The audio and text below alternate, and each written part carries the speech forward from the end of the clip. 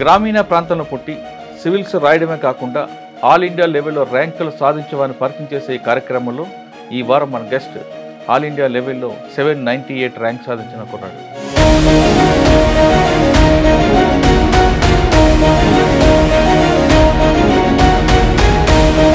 సాయి భార్గవ కుటుంబ నేపథ్యం, మీ జర్నీ. మాది ఆకుల అల్లూరు గ్రామం సార్. నేను అక్కడే పుట్టాను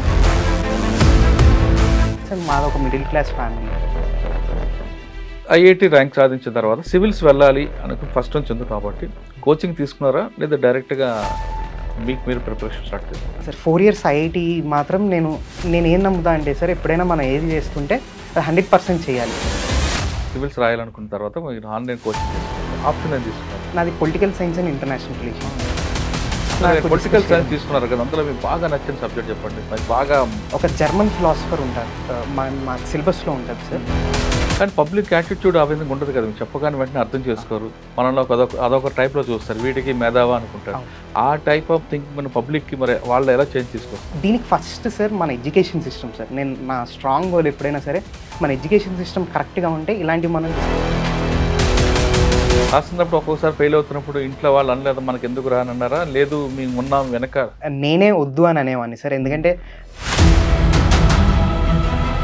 బాగా టఫ్ వచ్చింది. ఎక్కడ వచ్చింది? నాకు మెయిన్స్లో జనరల్ స్టడీస్ అనే ఒక ఎస్ఏ ప్లస్ ఒక 4 papers ఉంటాయి సార్. ఇప్పుడు మీరు చెప్పిన ఇష్యూస్ అన్నిటికీ ఒక్కొక్క దాని రెమెడీ చెప్పండి. ఒకటి ఫస్ట్ ఎగ్జాంపుల్ వైలెన్స్, దానికి ఎలాగ మనం కంట్రోల్ చేయాలి? ఇప్పుడు ఆల్రెడీ మనకి మ్యారేజ్లో వైలెన్స్ అయితే డొమెస్టిక్ వైలెన్స్ యాక్ట్ ఉంది సార్. తెలియకని ఫస్ట్ ఎవరికి చెప్పండి? నేనే కొంచెం కంట్లో నీళ్ళు వచ్చాయి కొంచెం. ఐఆర్ఎస్లో వచ్చినప్పుడు మీ గోల్ ఏమిటి? సో ఇప్పుడు చాలామంది అసలు ఎందుకు ట్యాక్స్ పే చేయాలన్న స్టేజ్కి వచ్చేసింది సార్ ఇండియాలో. ఫండమెంటల్ గురించి మీకు సబ్జెక్ట్ ఉంది చెప్తారు, కానీ కొంతమంది బడబాబులు ఎక్కడైతే దాన్ని కట్ చేయాలో ఎలాగ దాని లూప్ హోల్స్ ఉన్నది వెతుకుతుంటారు. అటువంటి లూప్ హోల్స్ మీరు నోటీస్లో ఐడెంటిఫై చేశారా ఏమైనా? సార్ ఆల్రెడీ మేము ఎగ్జామ్ రాసేటప్పుడు కూడా ఇలాంటివి డిస్కస్ చేస్తాం అనమాట. పబ్లిక్ ట్రాన్స్పోర్ట్ సిస్టమ్ని ఎక్కువ మంది బాగా చదువుకున్న వాళ్ళు కానీ అక్కడ ఉన్న పొలిటీషియన్స్ కానీ వాళ్ళు వాడతారు. ఆ మోడ్ని ఇక్కడ తీసుకురావడం ప్రయత్నం చేస్తారా? ఖచ్చితంగా సార్. నేను యాక్చువల్లీ చిన్నప్పుడు నేను వైజాగ్లో పేపర్ చదివేటప్పుడు సార్, ఆ municipal commissioner sir, I'm unable to recall the IAS officer. 4 సార్లు 3 సార్లు 4 సార్లు మిస్ అయ్యారు. ఈ స్ట్రెస్ అంతా ఎలా మీరు బయటపడ్డారు? ఎందుకంటే చాలామందికి కుర్రాళ్ళకు చదువుకున్నా కొంచెం రిలాక్సేషన్ ఉండాలి, ఎక్కడో సినిమా ఏదో మెడిటేషనో ఏదో ఒకటి. మీరు దేని నుంచి? గౌతమ్ బుద్ధయే ఈ విపాసన మెడిటేషన్ ఇచ్చారని ఒక నమ్మకం ఉంది. సో అది మన ఇండియాలో వరల్డ్ వైడ్ డిఫరెంట్ సెంటర్స్ ఉన్నాయన్నమాట.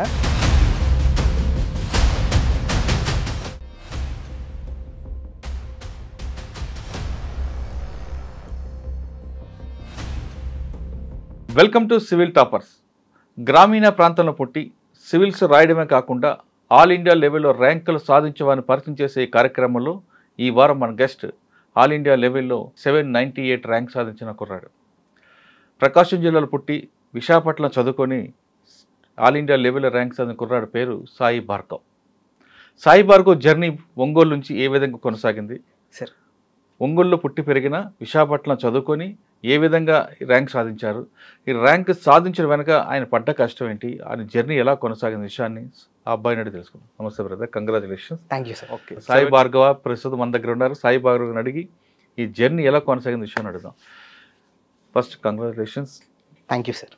సాధారణంగా సివిల్స్ రాయాలనుకుంటే బాగా డబ్బు ఇంట్లో పుట్టాలి, కాన్వెంట్ చదువులు చదువుకోవాలి, వాళ్ళ బ్యాక్గ్రౌండ్ స్ట్రాంగ్ ఉండాలి అనే భావన నుండి ఇప్పుడు వీరందరూ మీలాంటి జనరేషన్ అంతా కూడా బాగా డౌన్ చేశారు. అంటే ఎక్కడ పుట్టుకున్నాను కాదు, మట్టిలో మాణిక్యాలాగా సంకల్ప బలం గట్టిగా ఉంటే ఏదైనా సాధించవచ్చు అనే ఒక కార్యక్రమం ఏది నానుందో దాన్ని నిజం చేస్తూ మీ జనరేషన్ అంతా కూడా దాన్ని ఎక్కడి నుంచో పైన ఉండేది అలాగా అందరిది రాక్ష పండులాగా ఉండి కాదు, రాక్ష పండు మేము తీసుకొస్తాం సాధిస్తామని మీ జనరేషన్ ప్రూవ్ చేస్తాం. సివిల్స్ అనగానే ఒకప్పుడు ఎలాగుండేదంటే బాగా బ్యాక్గ్రౌండ్ సపోర్ట్ ఉండాలి, ఢిల్లీ వెళ్ళి చదువుకోవాలి, లేదా ఆర్టీసీ క్రాస్ రోడ్ ఉండాలి, ఇటువంటి ఫ్రేమ్లో ఉండేది. అవన్నీ అవసరం లేదు, మేము సాధిస్తామని నిరూపిస్తున్న మీ జనరేషన్, మీ కానీ మీ ముందు కానీ జనరేషన్ చూసుకుంటే అసలు చాలా ఈజీ సివిల్ కొట్టడం అనేది చూపిస్తున్నారు. ఇంకా మీ తర్వాత జనరేషన్ కూడా అసలు ఏ కోచింగ్ లేకుండా ఇంటర్మీడియట్ని జాగ్రత్త చదువుకొని, అంటే వాళ్ళు అనుకున్న గోల్ రీచ్ అవ్వడానికి వాళ్ళు పడ్డ కష్టాలు మర్చిపోతూ ఎక్కడ కూడా డిసప్పాయింట్ అవ్వకుండా ఆ సహనం కోల్పోకుండా సాధిస్తున్నారు. ఇంకా మీ అందరికి హ్యాట్స్ ఆఫ్. థ్యాంక్స్. ఇంకా మీ జర్నీ తీసుకుంటే ఒంగోలు పుట్టిన తర్వాత ఎలా కొనసాగింది జర్నీ? అంటే ఫస్ట్ నుంచి మీకు సివిల్స్ రాయాలని కోరుకుందా? లేదా ఎవరినైనా చూసి రోల్ మోడల్గా పెట్టుకొని అయ్యారా? లేదంటే ఏదైనా స్టోరీలు చూసి ఇన్స్పైర్ చేయాలనుకుంటున్నారా? లేదు పబ్లిక్కి సర్వీస్ చేయాలంటే ఇది బెస్ట్ ప్లాట్ఫామ్ సివిల్స్ అని డిసైడ్ అయ్యి మీరు అనుకున్నారా? ఈ 3 ప్రశ్నలు సమాధానం చెప్పే ముందు సాయి భార్గవ కుటుంబ నేపథ్యం, మీ జర్నీ చెప్పండి. మాది ఆకుల అల్లూరు గ్రామం సార్. నేను అక్కడే పుట్టాను. మా ఫాదర్ ఐటీఐ దాకా చదువుకున్నారు అండ్ మా మదర్ ఇంటర్మీడియట్ దాకా చదువుకున్నారు. సో అప్పట్లో ఉద్యోగాలు తక్కువగా ఉండడం వల్ల వాళ్ళు విశాఖపట్నం మైగ్రేట్ అయ్యారనమాట. సో మా నాన్నగారు మా జిల్లా కుర్రాడు, ఉత్తరాంధ్ర కుర్రాడు అయిపోయావు. సో విశాఖపట్నంలోనే నా ఎడ్యుకేషన్ అంతా కంప్లీట్ అయింది. సో మా ఫాదర్ అక్కడే రియల్ ఎస్టేట్ ఏజెంట్గా ఆల్మోస్ట్ 20 to 25 years వర్క్ చేశారు. సో ఆయన 2020లో కోవిడ్ కారణంగా చనిపోయేంత వరకు మేము అక్కడే ఉన్నాం. ఎక్కడ విశాఖపట్నంలో ఎన్ఏడి ఏరియాలోనే సార్. ఎన్ఏడి కొత్త రోడ్. సో నేను చదువుకుంది కూడా డిఏవి పబ్లిక్ స్కూల్ బుచ్చిరాజపాలెం గోపాలపట్నం దగ్గర. అండ్ ఇంటర్మీడియట్ వచ్చేసి సంపత్ వినాయక్ టెంపుల్ దగ్గర Narayana junior college. Super college. అంటే ఆ టెంపుల్ దగ్గర రోజు దండ పెట్టుకెళ్ళేవాడు? అవును సార్. నేను రోజు యాక్చువల్లీ కాంప్లెక్స్ దగ్గర బస్సు వచ్చేది. సో ఆర్టీసీ బస్ ఎక్కేవాడిని ఎన్ఏడి దగ్గర. ఎన్ఏడి నుంచి కాంప్లెక్స్కి వచ్చాను. సో అక్కడి నుంచి ఒక్కొక్కసారి ఆటో 5 rupees వెళ్ళేవాడిని, లేదంటే నడుచుకొని వెళ్ళాను. సో రోజు అలా చాలా అప్పు ఉంటుంది. సో రోజు ఏదో ఒకటి ఆలోచిస్తూ దేవునితో అన్నం పెట్టుకుని వెళ్ళేవాడిని సార్. సంపత్తి గుడి చుట్టూ తిరగడం, హారతి తీసుకుని స్వామి కింద ఉంటారు కానీ చాలా పవర్ఫుల్ అంటారు. అవును సార్, చాలా పవర్ఫుల్ సార్. అవును, మా ఇంట్లో వాళ్ళు కూడా చాలా నమ్ముతారు సార్. ఓకే, వినాయక టెంపుల్ దర్శనం చేసుకొని గుడికి వెళ్ళి కాలేజీకి వెళ్ళి చదువుకున్న ర్యాంక్ ఇంటర్మీడియట్ అక్కడ అయిపోయింది. నెక్స్ట్ అదే సార్. సో నాకు సివిల్ సర్వీసెస్ రాయాలని ఫస్ట్ నుంచి మా మమ్మీ మా అమ్మ నాన్న ఇద్దరు ప్రోత్సహించేవాళ్ళు సార్. కానీ వాళ్ళ రీజన్స్ ఏంటంటే సార్, మాది ఒక మిడిల్ క్లాస్ ఫ్యామిలీ. సో ఎవరికి గవర్నమెంట్ జాబ్ లేదు. సో వాళ్ళు ఏమనుకునే వాళ్ళంటే ఒక కలెక్టర్ అయితే ఒక కుటుంబానికి ఒక రికగ్నిషన్ వస్తుంది, మనం ముందుకెళ్తాము. సో ఆ పర్స్పెక్టివ్లో నన్ను ఎప్పుడు ప్రోత్సహించేవాళ్ళు. కానీ నాకు 10th దాకా నేను అలాగే అనుకునేవాడిని. బట్ 10th అప్పుడు నాకు ఏమర్థమైందంటే సివిల్ సర్వీసెస్ జాబ్ అంటే కేవలం మన కుటుంబం లేదా మన గురించే కాదు, ఆ జాబ్ అన్నది సొసైటీ గురించి ఎంతో చేయాల్సి, సొసైటీకి ఎంతో చేసే జాబ్ అని అర్థమైందనమాట. సో అప్పుడు నేను ఏం డెసిషన్ తీసుకున్నానంటే అది కష్టమైన చదువు. సో అందుకు ముందు నేను ఏదైనా ప్లాన్ బి చూసుకుందాం అని చెప్పి 10th దాకా నేను చదువుకుంది నార్మల్ స్కూల్లోనే sir, DAV public school. IIT coaching అలాంటివి ఏం లేదు. సో 11th and 12th అదే ఇంటర్మీడియట్ ఫస్ట్ ఇయర్ సెకండ్ ఇయరే నేను నారాయణ జూనియర్ కాలేజ్లో చదివి ఆ 2 years కష్టపడి ఐఐటి ర్యాంక్ తెచ్చుకున్నా. సో ఐఐటి మెడ్రాస్లో జాయిన్ అయ్యి ఆ 4 years civil engineering degree complete చేసుకున్న తర్వాత అప్పుడు కరెక్టే ఈ సివిల్ సర్వీసెస్ జాబ్ అన్నది మనకి ఇంపార్టెంట్ అని అనిపించి అటు వెళ్దామని డెసిషన్ తీసుకున్నాను సార్. ఇది నా బ్రీఫ్ బ్యాక్గ్రౌండ్. అంటే అమ్మా నాన్న అనుకున్నారు సివిల్ సాధించాలి అంటే ఆ ఫ్యామిలీ అనేది ఒకసారి అప్గ్రేడ్ అవుతుంది, లేదంటే ఎప్పుడు మిడిల్ క్లాస్ అలా ఉండిపోతాం అని కాకుండా మీ జనరేషన్కి మీ తర్వాత జనరేషన్కి మీద ఒక రోల్ మోడల్గా ఉంటారు. అది వాళ్ళ కోరిక నిజంగా ఫుల్ఫిల్ చేస్తారు మీరు. అంటే మీ తర్వాత వచ్చిన కూడా సాయి భార్గవ వెళ్ళాడు కాబట్టి మనం ఎందుకు వెళ్ళకూడదు అని కూడా మీ ఫ్యామిలీ నుంచి కూడా కొంతమంది వస్తారు. మంచి డెసిషన్ తీసుకున్నారు. ఐఐటి ర్యాంక్ సాధించిన తర్వాత సివిల్స్ వెళ్ళాలి అనుకుని ఫస్ట్ నుంచి ఉంది కాబట్టి కోచింగ్ తీసుకున్నారా లేదా డైరెక్ట్గా మీకు మీరు ప్రిపరేషన్ స్టార్ట్ చేసుకున్నారా? అదే సార్, 4 years ఐఐటి మాత్రం నేను ఏం నమ్ముతా అంటే సార్, ఎప్పుడైనా మనం ఏది చేస్తుంటే అది 100% చేయాలి, సగం అది సగం ఇది చేసే మనస్తత్వం కాదు నాది. సో 4 years నేను ఫుల్ ఫ్లెడ్జ్డ్గా ఐఐటిలోనే ఫుల్గా చదివాను. అండ్ బీటెక్ ఆనర్స్తో వన్ ఆఫ్ ద టాప్ లోనే ఉన్నా అనమాట సివిల్ ఇంజనీరింగ్ డిగ్రీలో. సో అందుకు నేను 2020లో గ్రాడ్యుయేట్ అయ్యేంత వరకు మాత్రం నేను సివిల్ సర్వీసెస్ ప్రిపరేషన్ ఏం స్టార్ట్ చేయలేదు. So 2020 Covid time, so March నుంచి జూన్ దాకా నా బీటెక్ ప్రాజెక్ట్స్ ఇవన్నీ కంప్లీట్ చేసుకున్న తర్వాత 2020 ఎండింగ్లోనే నా కోచింగ్ స్టార్ట్ చేశాను సార్. నేను ఆన్లైన్లో ఇంట్లోనే ఉండి ప్రిపరేషన్ స్టార్ట్ చేశాను 2020 ఎండింగ్. ప్లాన్ బి అన్నారు, మరి జాబ్ ఏం చేయలేదా? క్యాంపస్ ఇంట్రెస్ట్ రాలేదా మీకు? అదే సార్, నేను ముందే డెసిషన్ తీసేసుకున్నా. ఎందుకు మనం కన్ఫ్యూజ్ అవ్వడం, ఆల్రెడీ మనం డిసైడ్ అయ్యాం కదా సివిల్ సర్వీసెస్ రాద్దామని.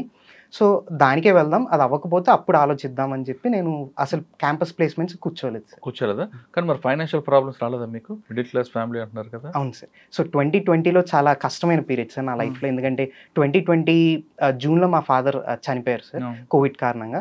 అండ్ ఆల్సో నా ఎడ్యుకేషన్ కూడా కరెక్ట్గా అప్పుడే అయింది. అండ్ ఇంట్లో పెద్ద నేనే. అండ్ ఇంకా యంగర్ సిస్టర్ ఉన్నారు. అండ్ ప్రిపరేషన్ కూడా అప్పుడే స్టార్ట్ చేద్దామని అనుకుంటున్నా. సో ఇన్ని ప్రెషర్స్ మధ్యలో మా మదర్ చాలా స్ట్రాంగ్గా నిలబడ్డారు సార్. ఆవిడే నన్ను ప్రోత్సహించి, లేదు నేను ఉంటా నీకు అని, ఆవిడ మళ్ళీ మా మావయ్య, మా మదర్ వాళ్ళ తమ్ముడు, వీళ్ళిద్దరూ ఉండి, లేదు మేము సపోర్ట్ చేస్తాం ఎమోషనల్గా కానీ ఫైనాన్షియల్గా కానీ, నువ్వు ముందుకెళ్ళు అని చెప్పి నన్ను ఎంకరేజ్ చేశారు. అమ్మ జాబ్ చేసేవారా? లేదు సార్, హౌస్ వైఫే. ఆవిడ అలాంటి మేనేజ్మెంట్ స్కిల్స్ బాగుంటాయి సార్. చిన్నప్పటి నుంచి కూడా మా ఫాదర్ రియల్ ఎస్టేట్ అంటే అటు ఇటు తిరగడం ఎక్కువ ఉండేది. సో ఇంట్లో అన్ని బాధ్యతలు మా మదరే చూసుకునేవాళ్ళు. ఆటో వాళ్ళతో మాట్లాడడం నుంచి మార్కెట్కి వెళ్ళడం కానీ ఎప్పుడూ లేదు, మా ఫాదర్తో గొడవ పడడం కానీ అలా ఏమి ఉండేవి కాదు. సో ఈక్వల్ రెస్పాన్సిబిలిటీ షేర్ చేసుకునేవాళ్ళు అనమాట. సో అలా మా మదర్ ముందు నుంచే కొంచెం మంచి యాప్టిట్యూడ్తో ఎలా మేనేజ్ చేయాలి అన్న స్కిల్స్ మా మదర్ నుంచి చాలా నేర్చుకుంటా సార్. ఓకే, సివిల్స్ రాయాలనుకున్న తర్వాత మీరు ఆన్లైన్ కోచింగ్ తీసుకున్నప్పుడు ఆప్షన్ ఏం తీసుకున్నారు? నాది political science and international relations sir. ఎందుకు పొలిటికల్ సైన్స్? చాలా 32 ఉంటుండగా పొలిటికల్ సైన్స్ ఎందుకు ఎంచుకున్నారు? ఈ డెసిషన్ నేను ఏంటంటే, జనరల్గా ఐఐటీస్ నుంచి వచ్చిన వాళ్ళు ఐదర్ వాళ్ళ ఇంజనీరింగ్ బ్యాక్గ్రౌండ్ కానీ మ్యాథ్స్ కానీ తీసుకుంటారు. ఈ రెండు కాకుండా వేరే తీసుకోవాలని అది నా ఓన్ డెసిషన్ సార్. ఎందుకంటే ఎగ్జామ్ అన్నది మన ఇంజనీరింగ్ స్కిల్స్ ఆర్ మ్యాథమెటికల్ స్కిల్స్ని టెస్ట్ చేయదు. అండ్ ఫ్యూచర్లో కూడా మనకి దానివల్ల అంత ఎక్కువ యూజ్ ఉండదు. సో అందుకు మనకి యూజ్ అయ్యేది ఏంటి అండ్ మనకి ఏది ఇష్టం చదవడానికి, ఈ రెండు ఫ్యాక్టర్స్ ఆలోచించి నేను పొలిటికల్ సైన్స్ తీసుకున్నాను. సాధారణంగా సైన్స్ బ్యాక్గ్రౌండ్తో కాకుండా కొంతమంది తొందరగా సివిల్స్ ర్యాంక్ సాధించాలంటే పబ్లిక్ అడ్మినిస్ట్రేషన్, ఆంథ్రోపాలజీ లేదంటే సోషాలజీ ఇవి తీసుకుంటారు. ఇవన్నీ పక్కన పెట్టి మీరు పొలిటికల్ సైన్స్ అంటే ఐఏఎస్ కన్ఫర్మేషన్ చేసుకున్నారు అంతే. అంటే సార్ నాకు పొలిటికల్ ఫిలాసఫీ అంటే ఇష్టం. అంటే అసలు నార్మల్ అసలు జస్టిస్ అంటే ఏంటి, అసలు ఫ్రీడమ్ అంటే ఏంటి, సో ఇలాంటివి పొలిటికల్ సైన్స్ తీసుకున్నారు కదా, అందులో మీకు బాగా నచ్చిన సబ్జెక్ట్ చెప్పండి. మీకు బాగా దాని మీద బాగా ఎక్కువ పట్టు వచ్చింది, బాగా ఏమంటాం దాన్ని స్టిక్ అయిపోయింది మీ మైండ్లో? ఒక జర్మన్ ఫిలాసఫర్ ఉంటారు, మాకు సిలబస్లో ఉంటుంది సార్, హ్యానా అరెంట్ అని జర్మన్ ఫిలాసఫర్ అనమాట. ఆవిడ ఏం చెప్పారంటే, మన బ్యూరోక్రసీ గురించి బెనాలిటీ ఆఫ్ ఈవిల్ అని ఒక కాన్సెప్ట్ ఇచ్చారనమాట. జనరల్గా ఇప్పుడు మనం ఒక ట్రాఫిక్ సిగ్నల్ క్రాస్ చేసినా సరే, ఒక కరప్షన్ చేసినా సరే, జనాలందరూ రెస్పాండ్ అవ్వట్లేదు. ఎందుకంటే మనం ఏమనుకుంటున్నాం అంటే అదే నార్మల్. బెనాలిటీ ఆఫ్ ఈవిల్ అంటే బెనల్ అంటే కామన్ అయిపోయింది, ఈవిల్ అన్నది కామన్ అయిపోయింది. మనం ఆలోచించే శక్తి తక్కువైంది మనలో. ఎందుకు ఇది కరెక్టా తప్ప అని ఎప్పుడు ఆలోచించట్లేదు, ఎందుకంటే మన లైఫ్స్లో మనం బిజీగా ఉంటున్నాం. అండ్ ఆల్సో ఈవిల్ అన్నది నార్మల్ అయిపోయింది. సో ఈ కాన్సెప్ట్ అన్నది నాకు స్ట్రాంగ్గా రిజిస్టర్ అయింది సార్. సో ఇప్పుడు నేను ఏది చూసినా సరే అది ఆలోచించి, కాదు అది తప్పు కదా అని మా పక్కన వాళ్ళకి చెప్పడం కానీ, మా పేరెంట్స్తో డిస్కషన్ చేసినప్పుడు కానీ, ఎప్పుడైనా సరే ఇది తప్పు అంటే తప్పు అని చెప్పే శక్తి మనలో ఉండాలి. అదే మనకి వేరే స్పీషీస్కి డిఫరెన్స్ అని నాకు అర్థమైంది సార్. అచ్చా, బ్యూరోక్రసీ నుంచి ఏం చెప్పారండి వాళ్ళు? అదే సార్, బ్యూరోక్రసీలో కూడా ఇప్పుడు అది ఎలా అయిపోయిందంటే చాలా హైరార్కికల్గా అయిపోయింది. సుపీరియర్స్ ఏం చెప్తే అది బ్లైండ్గా ఫాలో అవ్వాలన్న ఒక ట్రెడిషన్ వచ్చేసింది అనమాట. సో ఆ పర్స్పెక్టివ్లో హానా అరెంట్ ఏమంటారంటే, సుపీరియర్స్ని మనం క్వశ్చన్ చేయొచ్చు, ఎందుకంటే సుపీరియర్స్ చెప్పేదే రూల్స్ కాదు, మనకు ఒక కాన్స్టిట్యూషన్ ఉంది, ఒక లాస్ ఉన్నాయి, ఇవే ఉన్నాయో మనం అర్థం చేసుకొని వాళ్ళని క్వశ్చన్ చేయొచ్చు అని హానా అరెంట్ చెప్పారు. సో ఇది నేను ఇప్పటికి కూడా ఫాలో అవుదాం అనుకుంటున్నాను. మీరు ఫస్ట్ చెప్పారు సార్ సివిలియన్స్కి అందరు కూడా నార్మల్ అయిపోయింది, దానికి రెమెడీ కూడా ఉంది కదా, రెమెడీ ఏం చెప్పారు? రెమెడీ ఏంటంటే ఆవిడ చెప్పింది మోరల్ రీజనింగ్ అంటారనమాట. మనలో మనం ఆలోచించాలి, మనలో కెపాసిటీ ఉంది. గాంధీ గారు చెప్పినా సరే, వివేకానంద గారు చెప్పినా సరే, మనలో మంచి ఉంది, చెడు ఉంది. కానీ మనలో ఉన్న మంచిని మనమే ఎత్తుక్కోవాలి, ఎవరో బయట వాళ్ళు చెప్పడం కాకుండా మనమే క్వశ్చన్ చేసుకోవాలి, అది కరెక్టా తప్ప, ఇలాగే అందరూ ఫాలో అయితే సొసైటీ ఎటు వెళ్తుంది, మన ఫ్యూచర్ జనరేషన్స్ ఎటు వెళ్తాయి అని ఇలా క్వశ్చన్ చేసుకోవాలని. అదే సొల్యూషన్, ఈజీ సొల్యూషన్. ఇంకా కష్టమైన సొల్యూషన్స్ ఉన్నాయి, పోలీసుల చేత అరెస్ట్ చేయించడాలు, ఇవన్నీ ఉన్నాయి, మీడియా హైలైట్ చేస్తే వాళ్ళు రియలైజ్ అవ్వడం, ఇవన్నీ external. But first easiest solution నాకు తెలిసి ఎప్పుడు మనలోనే ఉంటుంది సార్. ఓకే, కానీ పబ్లిక్ యాటిట్యూడ్ ఆ విధంగా ఉండదు కదా, చెప్పగానే వెంటనే అర్థం చేసుకోరు, మనలో అదొక టైప్లో చూస్తారు, వీటికి మేధావా అనుకుంటారు. ఆ టైప్ ఆఫ్ థింకింగ్ పబ్లిక్కి మరి వాళ్ళు ఎలా చేంజ్ తీసుకొస్తాం? అంతే సార్, దీనికి ఫస్ట్ సార్ మన ఎడ్యుకేషన్ సిస్టమ్ సార్. నేను నా స్ట్రాంగ్ గోల్ ఎప్పుడైనా సరే మన ఎడ్యుకేషన్ సిస్టమ్ కరెక్ట్గా ఉంటే ఇలాంటివి మనం డిస్కస్ చేసే అవసరమే ఉండదు సార్. ఎడ్యుకేషన్ సిస్టంలో మనం ఎడ్యుకేషన్ అంటే కేవలం ఏదో ఒక జాబ్ చేయడానికి కావాల్సిన స్కిల్స్ అనే అనుకుంటున్నాం, కానీ ఎడ్యుకేషన్ అంటే ఇవి, ఏది కరెక్ట్, మనం ప్రపంచం ముందుకెళ్ళాలంటే ఏం చేయాలి, మనం మంచిగా బతకాలి, మనం హ్యాపీగా బతకాలంటే మనలో ఎలాంటి స్కిల్స్ ఉండాలి అన్నది ఎడ్యుకేషన్. సో స్కూల్స్లో ప్రాపర్గా మన టీచర్స్ కానీ ఇలాంటివి ఎక్స్ప్లెయిన్ చేస్తే అప్పుడు మనం అసలు ఇలాంటి డిస్కషన్స్ పెట్టక్కర్లేదు సార్. అందుకు నాకు సొల్యూషన్ ఎప్పుడు స్కూల్స్లోనే ఉంది సార్. ఓకే, పొలిటికల్ సైన్స్లో ఇంకొక సబ్జెక్ట్ ఉంటుంది కరప్షన్, వాటి మీద మీకు నేర్చుకుంది ఏంటి? అంతే సార్, అంటే ఇప్పుడు ఉన్న పరిస్థితుల్లో ఇండియాలో పర్టికులర్గా కరప్షన్ అనేది మన దగ్గర ఇన్బిల్ట్ అయి ఉంది. మన దృష్టిలో కరప్షన్ అంటే అది కోట్లాది రూపాయలు అయితేనే కరప్షన్. 10 రూపాయలు, 20 రూపాయలు లేదా 10,000, 20,000, లక్ష రూపాయలు అంటే కరప్షన్ అయినా ఏముందిలే అనే భావనలో కామన్ మ్యాన్ చూస్తుంటాడు. మరి అటువంటి యాటిట్యూడ్ ఉన్న పబ్లిక్ని ఎలా చేంజ్ చేసుకోవచ్చు? కరప్షన్ అనేది మనకి అవసరమా? ఖచ్చితంగా అవసరం లేదు సార్. ఇదైతే మనం స్ట్రాంగ్గా అందరూ వ్యూవర్స్ కానీ ఎవరైనా అర్థం చేసుకోవాలి. ఇప్పుడు మనం ఏదో ఒక 20 రూపీస్ ఇస్తున్నాం, మనకేం లాస్ అవుతుంది, మనకు ఆ పని అయిపోతుంది కదా అని ఆలోచిస్తున్నారు అందరూ. మనం ఆఫర్ చేస్తున్నాం ఎందుకంటే అది స్పీడప్ అవుతుంది, ఆ ప్రాసెస్ అన్నది స్పీడప్ అవుతుందని చెప్పి. బట్ అలా ఆలోచించకుండా ఇలాగే ఆఫర్ చేసుకుంటూ ఉంటే ఈరోజు 20 రూపీస్, రేపు 2,000, తర్వాత 2 లక్షలు, మన పబ్లిక్ మనీ కదా వేస్ట్ అవుతుంది అని జనాలు ఆలోచించాలి సార్. అదొకటి సార్. ఇంకోటి ఏంటంటే మన లీడర్స్ కానీ ఇప్పుడు నేను వెళ్ళే బ్యూరోక్రసీలో కూడా సార్, మీరు అన్నారు కదా కరప్షన్ అన్నది మనకి స్ట్రక్చరల్గా ఇన్బిల్ట్ అయిపోయి ఉంది. సో ఆ స్ట్రక్చరల్గా ఇన్బిల్ట్ అయిపోయేదాన్ని ఎలా మనం దాన్ని తగ్గించాలన్న దానికి ఒక ఇంపార్టెంట్ మెజర్స్ ఈ మధ్య ఏం తీసుకున్నారంటే సార్, అంతా డిజిటలైజ్ చేయడం. సో ఇప్పుడు మన చిన్న కమ్యూనిటీ సర్టిఫికేట్ తీసుకోవాలన్నా, లైసెన్స్ తీసుకోవాలన్నా ఇవన్నీ ఆన్లైన్ అయిపోయి మన హ్యూమన్ ఇంటర్ఫరెన్స్ ఎక్కడైతే తగ్గుతుందో సార్, అక్కడ ఖచ్చితంగా కరప్షన్ కూడా తగ్గుతుంది.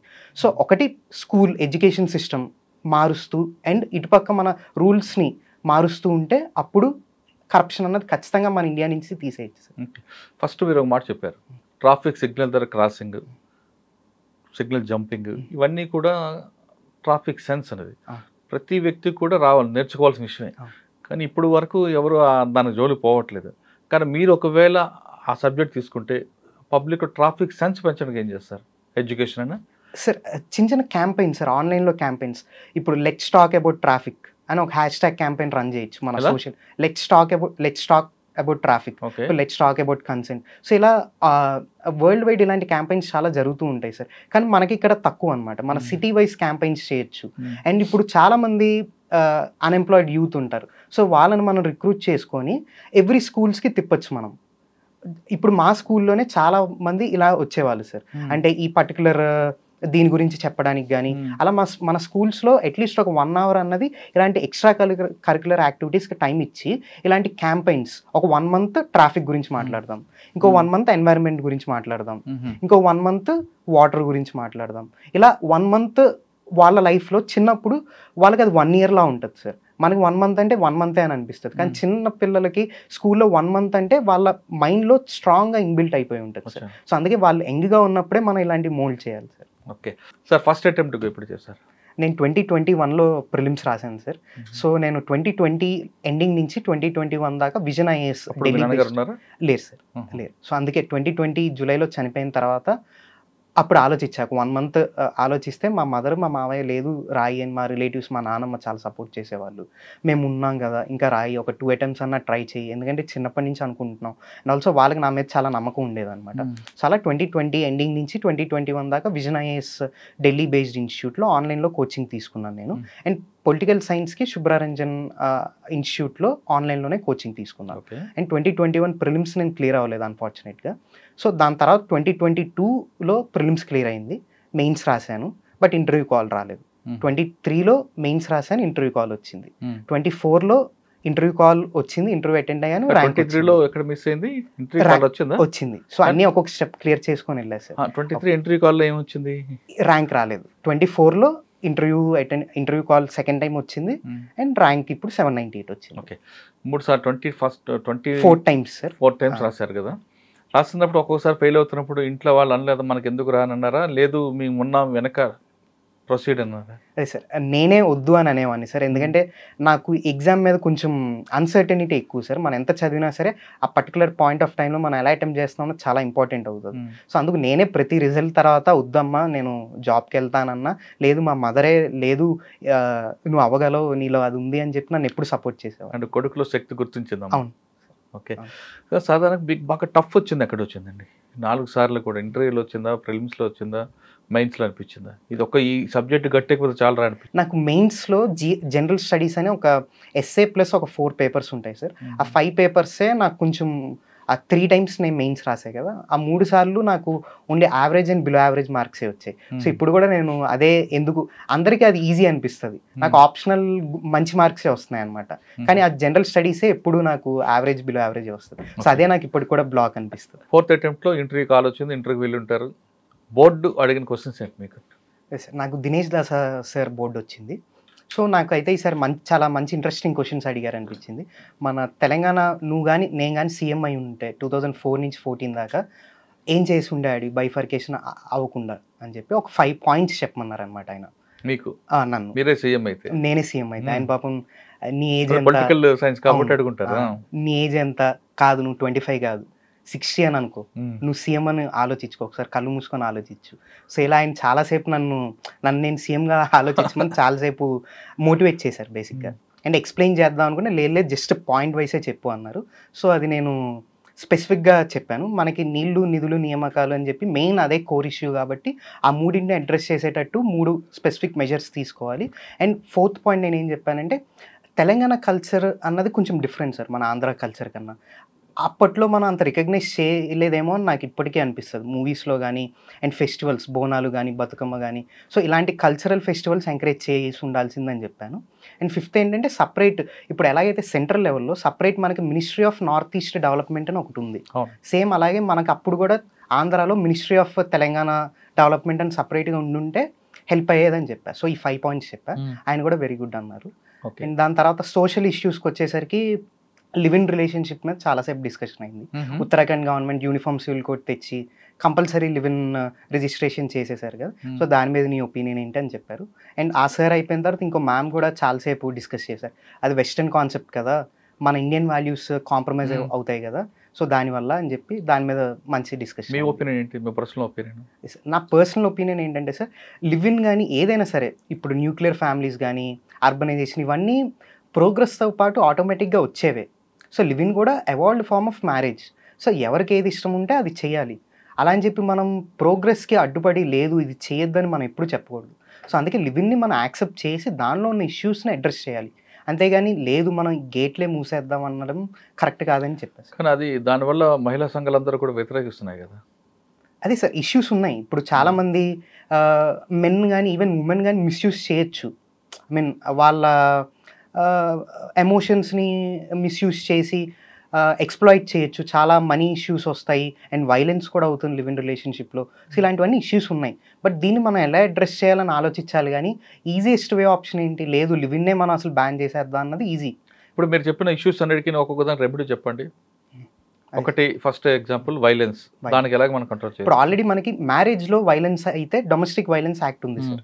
సో దానిలో స్పెసిఫిక్గా ఉమెన్ కానీ కేసెస్ పెట్టచ్చు వాళ్ళ మీద కానీ వాళ్ళ ఫ్యామిలీ మెంబర్స్ కానీ. దాన్ని మనం లివ్-ఇన్ కూడా ఎక్స్చేంజ్ చేసి ప్రాపర్గా, ఇప్పుడు లివ్-ఇన్లో ఇష్యూస్ ఏమొస్తాయంటే మనకు కరెక్ట్గా డేటా తెలియదు. మ్యారేజ్ అంటే రిజిస్టర్ అయి ఉంటుంది, వీళ్ళు నిజంగానే మ్యారీడా కాదా ఇవన్నీ తెలుస్తాయి. సో ఇక్కడ లివ్-ఇన్లో తెలుసుకోవడం కష్టం, కానీ ఇంకా మనకి ఇంకేం ఆల్టర్నేటివ్ లేదనుకుంటున్నాను సార్. సో డొమెస్టిక్ వైలెన్స్ యాక్ట్లో ఇంక్లూడ్ చేయాలి లివ్ ఇన్ రిలేషన్షిప్స్ని కూడా, అది వైలెన్స్కి. ఓకే, బోర్డు ఏమన్నారు అని చెప్తే వెస్టర్న్ కల్చర్ అని మనం అడాప్ట్ చేసుకోవచ్చు అని అన్నారా? అంటే అదే సార్, నేను వాళ్ళు అలా అడిగారు, బట్ నేను దాన్ని ఏమన్నానంటే వెస్ట్ ఈస్ట్ అనేం కాదు, ఇది జస్ట్ ప్రోగ్రెస్లో ఒక పార్ట్. మనం ముందుకెళ్ళే కొద్దీ అప్పట్లో మనం జాయింట్ ఫ్యామిలీలో ఉండేవాళ్ళం, ఇప్పుడు న్యూక్లియర్ ఫ్యామిలీ అవుతున్నాయి. ఎందుకు అంటే ఎక్కువ ఆపర్చునిటీస్ ఉంటున్నాయి, సిటీస్లో ఉండొచ్చు, సిటీస్లోకి వెళ్ళొచ్చు, ఇవన్నీ చేయొచ్చు. సో అలా అని చెప్పి మనం జాయింట్ ఫ్యామిలీస్ కరెక్ట్ అని చెప్పి రూరల్ ఏరియాస్లోనే ఉండిపోలేం కదా సార్. అవును. సో అందుకని చెప్పి మారుతుంది కాబట్టి ఆ కాలానికి అనుగుణంగా మనం మారాలి. బట్ దాంతో ఉన్న ఇష్యూస్ మాత్రం అడ్రస్ చేయాలి. ఎంతసేపు వచ్చిందండి? 23 minutes? అదే సార్, 25 minutes. తర్వాత బయటకు వచ్చారు, తర్వాత మీకు ర్యాంక్ వచ్చింది. తెలియకని ఫస్ట్ ఎవరికి చెప్పారు? ఫస్ట్ నేను హైదరాబాద్లోనే ఉన్నాను సార్, మా మదర్ ఒంగోలులోనే ఉన్నారు. సో మా మదర్కి కాల్ చేసి చెప్పాను. సో మా మదర్ చాలా హ్యాపీగా ఫీల్ అయ్యారు. నేనే కొంచెం కంట్లో నీళ్ళు వచ్చాయి, ఇంకొంచెం బెటర్ ఎక్స్పెక్ట్ చేశాను నేనైతే ఈసారి. ఇంటర్వ్యూ కూడా చాలా బాగా అయింది అనిపించింది, కానీ ఇంకా ఐ డిజర్వ్ దట్ అని అనిపించి దాని తర్వాత ఇంకా హ్యాపీగా ఫీల్ అవుతున్నాను సార్. మరి రాస్తారా? అదే సార్, ఇంకా ప్రస్తుతానికైతే ముసోరీ ట్రైనింగ్కి వెళ్తాను August 25th నుంచి, ఫౌండేషన్ కోర్స్కి వెళ్తాను. సో దాని తర్వాత ఒకసారి ఆలోచించి డెసిషన్ తీసుకుంటాను సార్. సరే, అమ్మగారు నాన్నగారు కోరిక మీకు సివిల్స్ రాయాలని, అంటే ఐఏఎస్ కాకపోయినా IRS వరకు వచ్చారు. ఒకవేళ నాన్నగారు ఉంటే ఎలాగుండేది? ఆయన లేకపోవడం అనేది కొంచెం బాధ అనిపిస్తుందా? ఖచ్చితంగా సార్. నాకు తెలిసి ఇప్పుడు మా ఫాదర్ ఉండుంటే ఫస్ట్ ఆఫ్ ఆల్ హ్యాపీగా ఫీల్ అయ్యి ఉండేవాళ్ళు. బట్ నా ఎమోషన్స్ అర్థం చేసుకొని లేదు అసలు ఇంకోసారి రాయని ఆయనే నన్ను ముందుకు వెళ్ళేవాళ్ళు, బట్ ముందుకు తీసుకెళ్లేవాళ్ళు. బట్ ఇప్పుడు ఏంటంటే నేనే ఇంట్లో పెద్ద, మా చెల్లి కూడా ఇప్పుడు ఎడ్యుకేషన్ కంప్లీట్, సో కొంచెం ఫ్యామిలీ నానమ్మ మామయ్య ఉన్నారు. మావయ్య కూడా రీసెంట్గా చనిపోయారు సార్. సో అయ్యో. అదొక ఆ. సో ఈ 4 yearsలో నేను దగ్గరలో ఉన్న వాళ్ళు ఇద్దరిని కోల్పోయాను. నాన్నమ్మ ఏమన్నారు? నానమ్మ కూడా చాలా హ్యాపీ సార్. మ్మ్. ఆవిడ కూడా హ్యాపీ. ఆవిడ కూడా ఏంటంటే కొంచెం ఉండేదన్నమాట నానమ్మకి. మ్మ్. అంటే ఐఐటి నుంచి చదివావు కదా, ఇప్పుడు పల్లెటూరులో కూడా అందరూ జాబ్స్ చేస్తూ అందరూ ఆవిడ కూడా చూస్తూ ఏంటి నువ్వు అంత పెద్ద చదువుకొని ఇన్నేళ్ళు ఖాళీగా ఉన్నావు అని ఒకటి ఉంటుంది పెద్దవాళ్ళు. కానీ ఇప్పుడు గౌరవంగా ఫీల్ Feel అవుతుంది నా అవుతున్నా. మనోడు సివిల్ సాధించాడని. అవును ఖచ్చితంగా సార్, అదైతే ఉంది. ఓకే, మీకు వచ్చిన ర్యాంక్ 798కి ఏది రావచ్చు? ఐఆర్ఎస్? అదే సార్, ఐఆర్ఎస్ ఇన్కమ్ ట్యాక్స్ కానీ IRMS Indian Railway Management Service కానీ రావచ్చు. రెండు మంచివే. ఒక సివిల్స్ అయినా అంటే ఒక ఐఏఎస్ఏ కాదు, ఇది కూడా మీకు పార్ట్ ఉంది. ఐఆర్ఎస్లో వచ్చింది అనుకోండి, మీ గోల్ ఏముంటుంది? దాని మీద ఉన్న మీకున్న ఒపీనియన్ ఏంటి? Sir Indian revenue service. Indian revenue సర్వీస్లో ఇన్కమ్ ట్యాక్స్ అన్నది సార్ చాలా ఇంపార్టెంట్. మన కార్పొరేట్ ట్యాక్స్ అంటే కంపెనీస్ నుంచి కలెక్ట్ చేసే tax and individual population, individual common people నుంచి కలెక్ట్ చేసే ట్యాక్సే మన మెజారిటీ ఆఫ్ రెవెన్యూ. అవును. సో ఇప్పుడు చాలామంది అసలు ఎందుకు ట్యాక్స్ పే చేయాలన్న స్టేజ్కి వచ్చేసింది సార్ ఇండియాలో. ఎందుకంటే చాలా డెవలప్మెంట్ కష్టపడుతున్నాను, నేను గవర్నమెంట్ కట్టాలి. సో నాకు తెలిసి నేనైతే ఫస్ట్ అది అడ్రస్ చేయాలి సార్. ఎవరైనా సరే మిగిలిన ఇష్యూస్ అన్నీ ఉన్నాయి పక్కన పెట్టి ఫస్ట్ అసలు పీపుల్కి మనం అర్థమయ్యేలా చెప్పాలి. ఎందుకు మీరు ట్యాక్స్ కట్టాలి, ట్యాక్స్ కడితే మీకేం బెనిఫిట్స్ ఉన్నాయి. ఎందుకంటే ఇప్పుడు వాళ్ళకి డైరెక్ట్గా బెనిఫిట్స్ రాకపోయేసరికి కొంతమంది మా ఫ్రెండ్స్ చాలామంది జాబ్స్ చేస్తూ వాళ్ళలో ఈ ఒపీనియన్ ఉంది, అసలు మనం ఎందుకు కట్టాలి, ట్రాఫిక్ సరిగ్గా ఉండట్లేదు, రోడ్ సరిగ్గా ఉండట్లేదు, ఎన్వైరన్మెంట్ బాగాలేదు, హాస్పిటల్స్ బాగుండట్లేదు. సో దీన్ని కాకుండా గవర్నమెంట్ బెనిఫిట్లు నాకేం లేవు, నాకు రేషన్ కార్డు లేదు, ఇంకోటి ఎక్స్‌వైజెడ్ లేదు, నేను ఎందుకు పే చేయాలంటారు? అవును సార్, ఇది ఫండమెంటల్. మా పొలిటికల్ సైన్స్లో ఇదే ఫండమెంటల్ సార్. అసలు స్టేట్ ఆర్ గవర్నమెంట్ ఎందుకు ఉండాలి? మనం బతకచ్చు కదా గవర్నమెంట్ ఏం లేకుండా, కానీ గవర్నమెంట్ అన్నది మనకు ఒక దారి చూపిస్తుంది అండ్ మనలో ఇష్యూస్ని అడ్రస్ చేస్తుంది. సో దానికి మనం కొంత డబ్బులు ఇస్తే దాన్ని రీసర్క్యులేట్ చేసి మనకే మళ్ళీ తిరిగిస్తుంది సార్. మనం డైరెక్ట్గా చెప్పలేం. ఇప్పుడు నేను ఒక 1 lakh ట్యాక్స్ కడుతున్నా అంటే మనకు ఖచ్చితంగా బెనిఫిట్స్ వచ్చి ఉంటాయి మనకు తెలియకుండా. ఇప్పుడు రీసెంట్ టైమ్స్లో సార్ నేను చూసింది ఏంటంటే హైదరాబాద్ కానీ ఇలాంటి మెట్రో సిటీస్లో వేస్ట్ మేనేజ్మెంట్ ప్రాక్టీసెస్ చాలా ఇంప్రూవ్ అయ్యాయి. సో అంతకుముందు ఏంటి మనం ఎక్కడంటే అక్కడ డంప్ చేసేసేవాళ్ళం, బట్ దానివల్ల ఎన్ని డిసీజెస్ వచ్చేవి, ఎన్ని మస్కిటోస్ ఉండేవి అండ్ ఓపెన్ డ్రైన్స్ వల్ల ఎన్ని హెల్త్ ఇష్యూస్ ఉండేవి. బట్ ఇప్పుడు మన ట్యాక్స్ మనీతోనే వాళ్ళు అవన్నీ డిజిటైజ్ చేసేసి చేయడం వల్లే కదా మనం హెల్త్ ఇంప్రూవ్ అయ్యాము. సో ఇలాంటి బెనిఫిట్స్ అన్నది మనం ఓపెన్గా చెప్పాలి సార్. ఓకే, ఫండమెంటల్ గురించి మీకు సబ్జెక్ట్ ఉంది చెప్తారు, కానీ కొంతమంది బడబాబులు ఎక్కడైతే దాన్ని కట్ చేయాలో ఎలా దాని లూప్ హోల్స్ అనేది వెతుకుతుంటారు. అటువంటి లూప్ హోల్స్ మీరు నోటీస్లో ఐడెంటిఫై చేశారా ఏమైనా? సార్ ఆల్రెడీ మేము ఎగ్జామ్ రాసేటప్పుడు కూడా ఇలాంటివి డిస్కస్ చేస్తాం అనమాట.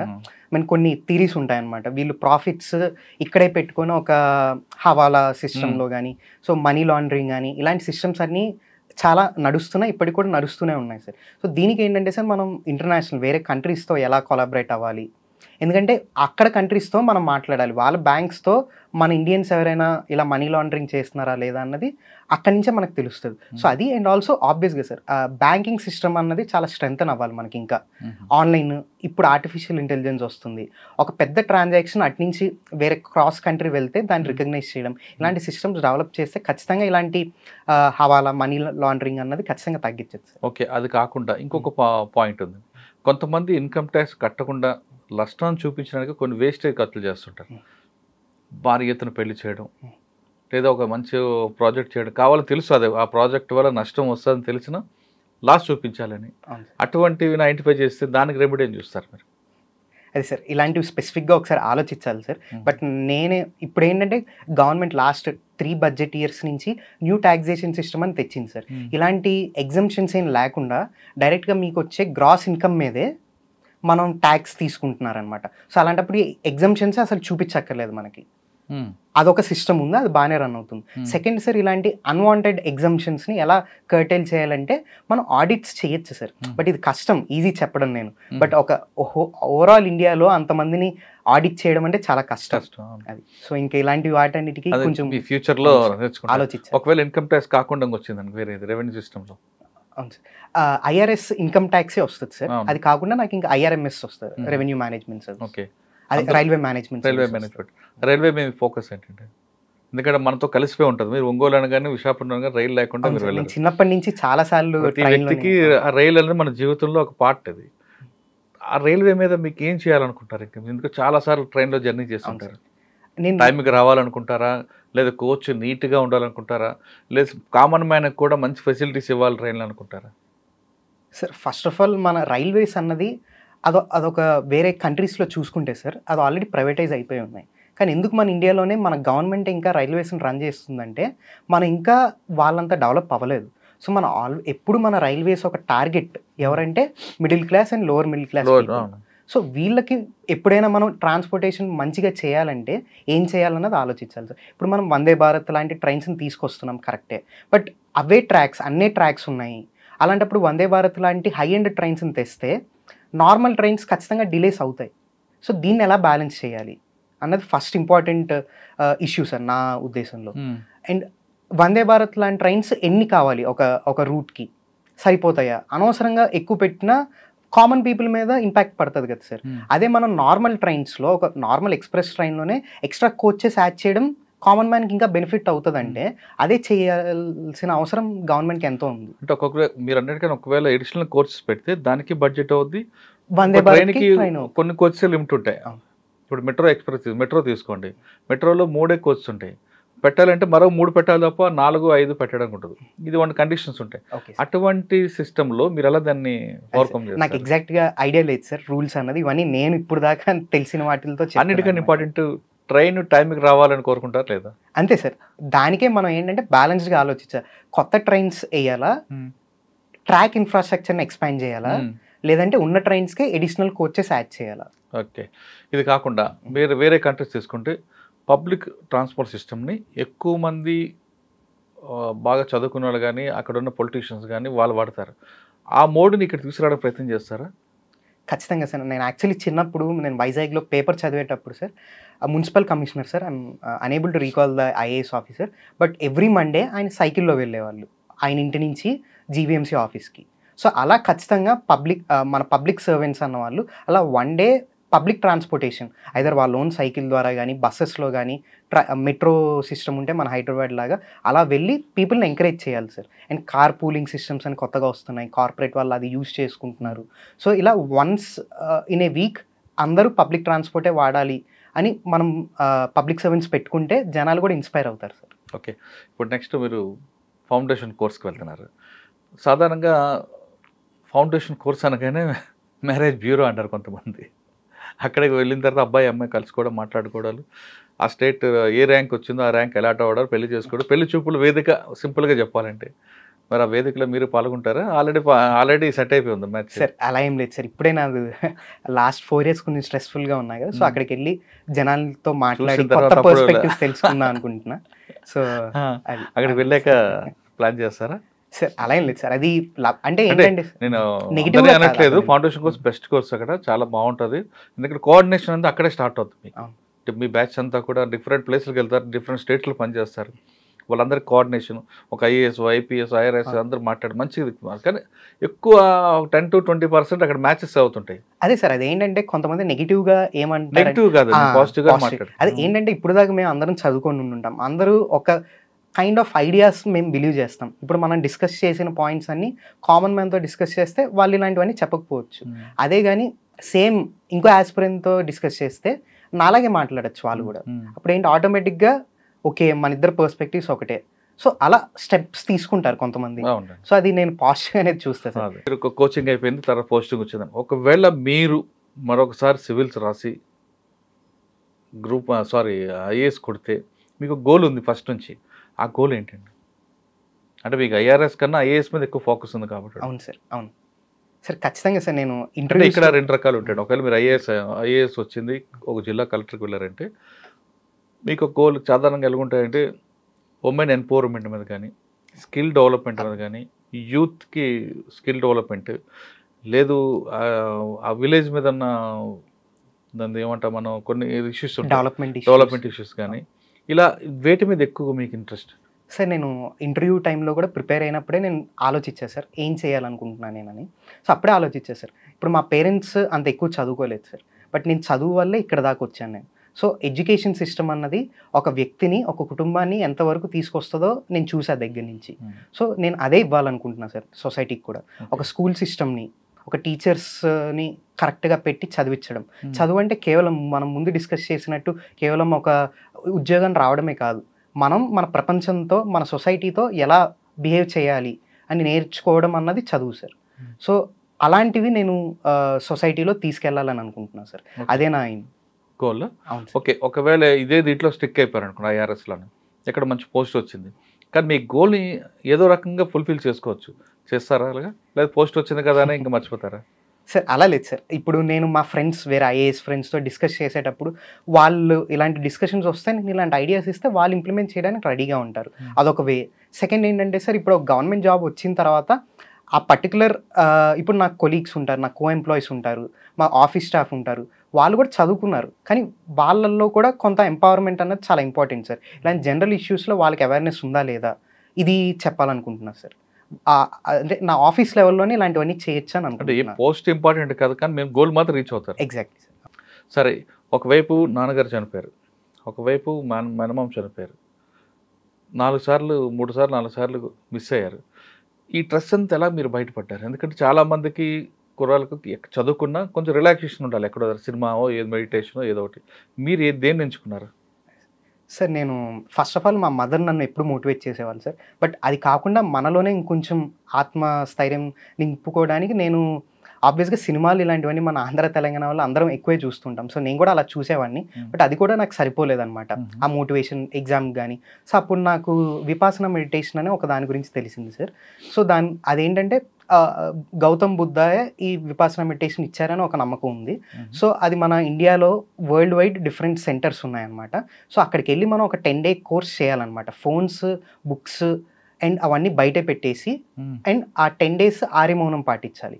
అంటే ఆర్యమౌనం అంటే కంప్లీట్ సైలెన్స్, నోబుల్ సైలెన్స్. మనం ఐస్‌తో గానీ, సైగలు గానీ అవి కూడా చేసుకోకూడదు అనమాట. మరెలా? సో మనం ఎవరితో మాట్లాడకూడదు. సో ఆ 10 డేస్ అక్కడే ఉండాలన్నమాట. సో వాళ్ళు నేర్పిస్తారు. ఒక్కొక్క మెడిటేషన్ ఒక్కొక్క టెక్నిక్ సార్. ఈ మెడిటేషన్ టెక్నిక్ వాళ్ళు 10 డేస్ రోజుకు ఒక ఆల్మోస్ట్ మార్నింగ్ 4కి లెగవాలి, నైట్ 9:30 దాకా. మధ్యలో సెషన్స్ ఉంటాయి. అండ్ సేవక్స్ ఉంటారనమాట. ఏవైనా మనకి ఇబ్బంది, ఏమైనా అవసరాలు ఉంటే వాళ్ళతోనే మాట్లాడాలి. అండ్ ఒక టీచర్ ఉంటారు, ఆయనతో మాట్లాడొచ్చు. అంతేగాని మన పక్కన వాళ్ళతో మాట్లాడకూడదు. సో ఈ 10 డేస్ ఎన్వైర్న్మెంట్లో మనం వెళ్తే మనం ఆలోచిస్తాం, అసలు మనం ఎందుకు ఉన్నాం ఇక్కడ, మన ఎయిమ్స్ ఏంటి. మెడిటేషన్ చేసేటప్పుడు మన ముందు ఎక్స్పీరియన్సెస్ అన్నీ కొన్ని నెగిటివ్ ఎమోషన్స్ ఉంటాయి మనకి. సో అవన్నిటి నుంచి మనం ఫ్రీ అవుతాం అనమాట. సో అలా ఆ విపాసన మెడిటేషన్ చేయడం వల్ల నాకు తెలిసి కొంచెం నేను మోటివేషన్ అండ్ ఆల్సో నాకు కాన్ఫిడెన్స్ కూడా పెరిగింది సార్. ఓకే. మీరు చేసిన ఆసనాలు బాగా మీకు నచ్చింది ఏంటి? అది సార్ మెడిటేషన్ అంటే చాలా మందికి ఒక మిస్అండర్స్టాండింగ్ ఉంది సార్. అంటే మెడిటేషన్, యోగా ఇవన్నీ చాలామంది ఇప్పుడు ఈజీగా యాక్సెసిబుల్ అవ్వడం వల్ల కన్ఫ్యూజ్ అవుతున్నారు. సో మెడిటేషన్ అంటే జస్ట్ మన బాడీ పార్ట్స్ని అబ్జర్వ్ చేయడం సార్. జస్ట్ కూర్చొని కళ్ళు మూసుకొని అబ్జర్వ్ చేయడం, ఇది విపాసన అంటే. ఇప్పుడు ఇషాక్రియ అని వేరే వేరే మెడిటేషన్స్ అని ఒక్కొక్కరు ఒక్కొక్క టెక్నిక్. కొంతమంది ఏదో ఒక మంత్రాన్ని చాంట్ చేయమంటారు, కొంతమంది ఏదో హార్ట్లోకి ఒక ఎనర్జీ పాస్ అవుతున్నట్టు ఇమాజిన్ చేసుకోమంటారు. So different techniques sir. ఏది అవైలబిలిటీలో ఉంటే మనం దాన్ని విపాసనలో నచ్చింది ఏంటి? విపాసనలో నాకు నచ్చింది ఏంటంటే సార్, అది ఒక పర్టికులర్ అదొక సెక్యులర్ ప్రాక్టీస్ సార్. ఒక రిలీజియన్కి అనుసంధానం లేదు దాంట్లో. అదొకటి. సెకండ్ ఏంటంటే సార్, అది కంప్లీట్లీ ఫ్రీ ఆఫ్ కాస్ట్. ఎవరైనా వెళ్ళొచ్చు, దానికి మనీ కట్టక్కర్లేదు. లాస్ట్ 11th డే మనం ఏమైనా కావాలంటే మనకు తోచినంత డొనేషన్ ఇవ్వచ్చు. సెంటర్స్ అండి అవి హైదరాబాద్లో 2 ఉన్నాయి సార్. కొండాపూర్లో ఉంది అండ్ వనస్థలిపురంలో ఉంది. సో 10 డే కోర్స్ అనమాట. సో ఆ ఫుడ్ అండ్ అకామిడేషన్ వాళ్ళే ఇస్తారు, ఫ్రీ అని. లాస్ట్ డే డొనేషన్ ఇవ్వాలి మనం. అంటే ఎంత రోజుకి షెడ్యూల్ చెప్పండి ఒకసారి. అదే సార్, రోజు 4 o'clockకి లెగవాలి సార్. బెల్ కొడతాం అనమాట. నేను లాస్ట్ ఇయర్ దమ్మసేవక్గా వర్క్ చేశాను అనమాట. సో మా డ్యూటీ ఏంటంటే దమ్మసేవక్గా వెళ్ళి బెల్ కొడతాం. మాట్లాడకూడదు, డోర్ కొట్టకూడదు. సో బెల్ చేస్తే వాళ్ళు 4 o'clock లేచి 4:30 కల్లా మెడిటేషన్ హాల్కి రావాలి. సో 4:30 నుంచి 6:30 దాకా గ్రూప్ మెడిటేషన్ సెషన్. హాల్స్లో కూర్చొని మెడిటేషన్ చేస్తాం. 6:30 to 8 బ్రేక్. మనం బట్టలు ఉతుక్కోవచ్చు, బ్రేక్ఫాస్ట్ చేయాలి ఆ టైంలో. బ్రేక్ఫాస్ట్ ఏమి ఇస్తారు? బ్రేక్ఫాస్ట్ లైట్ ఫుడ్ ఇస్తారు సార్ వాళ్ళు. లైట్ ఫుడ్ అంటే ఇడ్లీ కానీ అలాంటి లైట్ ఫుడ్, దోశ ఇస్తారు అప్పుడప్పుడు. అండ్ అవి కూడా ఫిక్స్డ్ సార్. ఏ సెంటర్కి వెళ్తే ఆ సెంటర్లో ఈ పర్టికులర్ మెనూ ఉంటుందని మనకి ముందే తెలుస్తుంది. అండ్ 8 o'clock కల్లా మనం మళ్ళీ మెడిటేషన్ స్టార్ట్ చేయాలి. 8 to 11 బ్రేక్, మళ్ళీ మెడిటేషన్. 11 to 1 బ్రేక్, 11కే లంచ్ చేయాలి. 11కే లంచ్. ఏం పెడతారు? చపాతీ పెడతారు, కర్రీస్ పెడతారు. మార్నింగ్ సార్ 11 o'clock లంచ్కి. 8 o'clock ఇడ్లీ అలాంటి లైట్ ఫుడ్స్ పెడతారు. రైస్ ఇవ్వరు. 11 o'clockకి రైస్ ఉంటుంది సార్. రైస్ ఉంటుంది 11 o'clock. రైస్, పప్పు, కొంచెం ఫ్రై అలాంటివి ఉంటాయి 11 o'clockకి. 11 to 1 మళ్ళీ 1 to ఒక 1 to 4 o'clock 1 to 5 o'clock meditation sessions ఉంటాయి. మధ్యలో ఏంటంటే సార్ ఒక 10 minutes గ్యాప్ ఇస్తారనమాట. మనం వాష్రూమ్కి వెళ్ళి రావచ్చు 1 hourకి గ్యాప్స్ టీ బ్రేక్ ఉంటుందా? టీ ఏముండదు సార్, డైరెక్ట్గా 5 o'clock ఇంక డిన్నర్, అదే last meal of the day. 5 dinner, 5 dinner, 5 to 6 last meal of the day. అది సో 6 o'clock డిన్నర్లో ఏమి ఇస్తారు? చపాతి, కర్రీ? డిన్నర్లో ఏంటంటే ఓల్డ్ స్టూడెంట్స్కి న్యూ స్టూడెంట్స్కి డిఫరెన్షియేట్ చేస్తారనమాట. మన ఓల్డ్ స్టూడెంట్స్ అంటే అట్లీస్ట్ ఒక 10 day కోర్స్ చేసి ఉండాలన్నమాట. సో అట్లీస్ట్ ఒక 10 day కోర్స్ చేసిన వాళ్ళకి ఓన్లీ నిమ్మకాయ నీళ్ళు తాగాలి, ఇంకేం తినకూడదు 5 o'clock నైట్. అంతే డిన్నర్.